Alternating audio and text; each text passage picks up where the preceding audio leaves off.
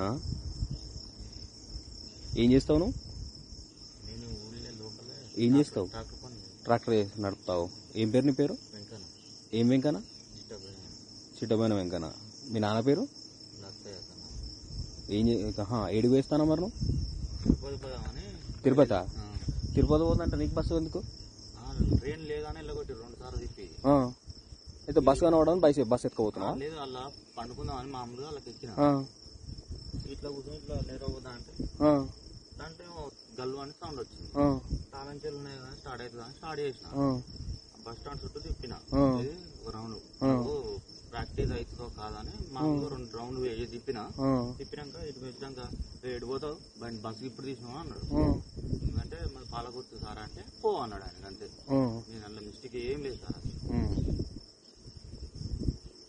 ఒక్కనే నువ్వు తిరుపతి పోదామని వెళ్ళావు? దేవుని దగ్గర పోదామని. ఏ దేవుని దగ్గర? చిన్న చిన్న విషయాలకు ఇబ్బంది అవుతుందని తిరుపతి పోదామని వెళ్ళిన. బయటకు వెళ్ళిన. నీకు ఇట్లా డౌట్ వచ్చింది? ఇంక నేను రోడ్లో ఉన్నా టైం మనకు బస్సులు రావుగా. అవును, బస్సులు ఎందుకు వస్తుందని ఆడ గుద్దింది దాన్ని. దేని గుద్దింది? దాన్ని గుద్దిండా? గద్దె గుద్దిండు. ఇక్కడ బస్సు ఎందుకని చెప్పి లేచి